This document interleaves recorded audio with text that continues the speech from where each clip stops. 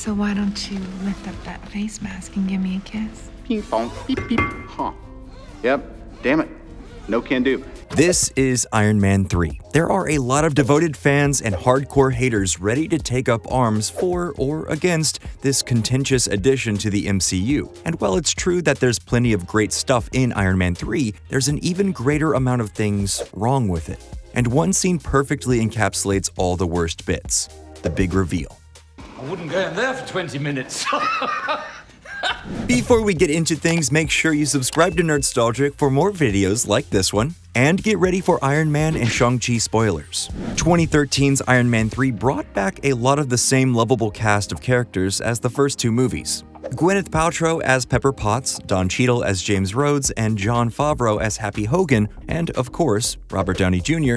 plays the billionaire-turned-superhero Tony Stark with incomparable skill. At the time, Iron Man 3's writer and director Shane Black was known for movies like Lethal Weapon, The Last Action Hero, and Kiss Kiss Bang Bang, the last of which also starred Robert Downey Jr., so it seemed like he was a perfect fit for an action comedy fronted by RDJ, and in a lot of ways, he was. Though the movie was based loosely on a 6-issue comic series by Warren Ellis and Adi Granov called Extremis, as well as Stark Disassembled by Matt Fraction and Salvador Larroca, we have Shane Black to thank for most of what audiences got to experience. For one thing, the characterization of Tony Stark is really solid and consistent. From the party where he spurns a young Aldrich Killian, to his exploration of his PTSD and his role in the world as a superhero after the events of the Battle of New York, to his many quipping remarks peppered throughout the screenplay. It's a privately funded think tank called Advanced Idea Mechanics. She'll take both. One to throw away and one to not call. Tony always acts like Tony, which is an important part in any Iron Man movie, but it's especially important in this one. While the suit is an undeniably awesome bonus, it's not what makes Tony Stark Iron Man. Tony's personality, his drive, and his mind are truly what makes him a superhero, and Shane Black understood that. Even the heart-racing action sequences, which are par for the course in an MCU film, are done particularly well in Iron Man 3. The film understands when and how to use the Iron Man suit and when to keep Tony vulnerable. It's perfectly balanced. And then there's the supremely well-done Mandarin broadcasts that are as enthralling as they are terrifying. You'll never see me coming.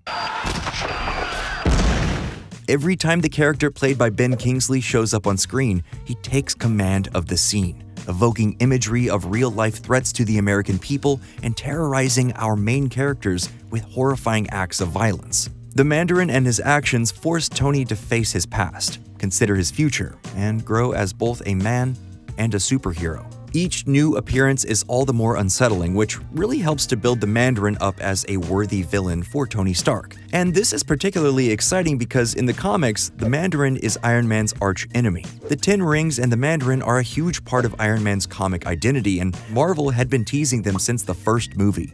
Black was clearly trying to have a discussion about the history and politics of America and its military, as well as the fictional presence of superheroes within that military.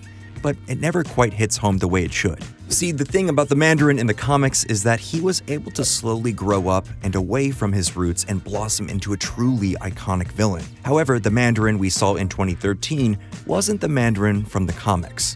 He wasn't even the real Mandarin, which we would only get more information on through a supplemental short film called All Hail the King that was put out essentially as an apology to fans after the fact. To show people want, and I gave them a good one. It's not the Mandarin they'll remember. It's the name, Trevor Slattery. But all audiences in the theater had to go off of was a horrible letdown of a scene after half a movie of captivating buildup.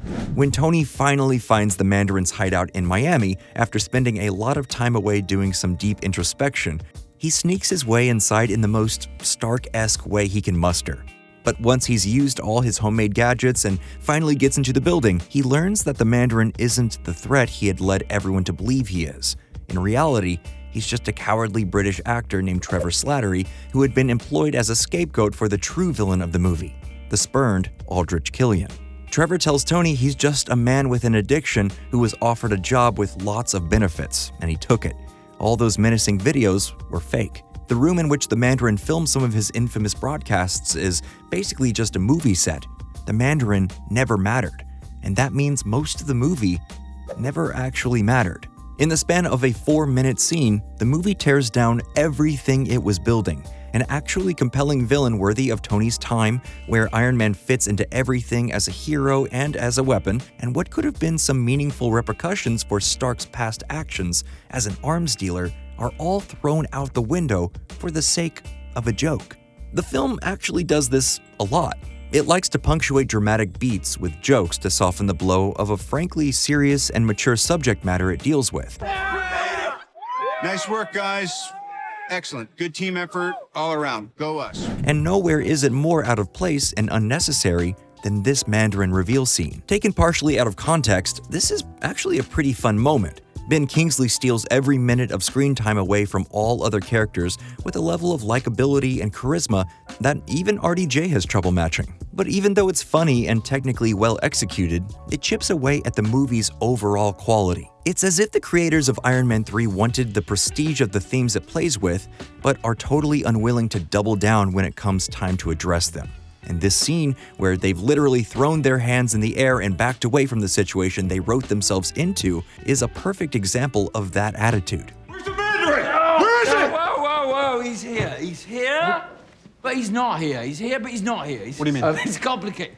Hey. But the scene does not exist in a vacuum either. It starts a domino effect that topples all momentum for the third act of the movie. Instead of facing the Mandarin who had so much time and energy afforded to him in the script, Tony Stark now has to confront Aldrich Killian, a major downgrade to say the least. What could have been a final fight representing all of Tony's struggles and the themes the movie had built up to, it becomes a menial personal conflict between Tony and a super soldier who's mad he didn't get any Stark investment money over a decade ago. I'm still pissed off about the Switzerland thing, are you? How can I be pissed at you, Tony? You gave me the greatest gift that anybody's ever given me. Desperation. The action is undeniably cool, with all the different variations of the Iron Man suit being used in battle, but Killian is so bland, both narratively and physically, that it brings down the energy of what should be the grand finale of Iron Man 3. The movie becomes as bland as Killian himself. It morphs into a hollow metal shell for jokes and action sequences to rattle around inside. Whatever. And it's compounded by the bizarre line Killian speaks to Tony. I am the Mandarin! Which in another movie may have been a good moment, but in this movie, it only serves to bore at best and confuse at worst. And this is all because of the Mandarin reveal scene. And no, despite the character of Trevor Slattery being used in an admittedly brilliant way in 2021's Shang-Chi, it does not retroactively make Iron Man 3's twist better. Because while Shang-Chi managed to smooth out the worst of the racist wrinkles in the MCU's history, Iron Man 3 still suffers greatly at the hands of a nonsense twist for all the reasons we discussed here today. Still, Iron Man 3 is described as divisive for a reason, and the talented cast, excellent action, and yes, even the Mandarin reveal are seen by many as the makings of one of the best movies in the entire franchise, especially because of RDJ's surprisingly tender and grounded performance in it. Film is subjective, and not everyone is going to get the same lessons from a movie, but what we all can probably agree on is that even if his villains aren't really his villains, Robert Downey Jr. is, and always will be, Iron Man. That's it for today's video. If you liked it, be sure to hit the thumbs up button and subscribe to Nerdstalgic so you don't miss out on our latest releases. And be sure to let us know in the comments, where does Iron Man 3 rank on your list of MCU movies?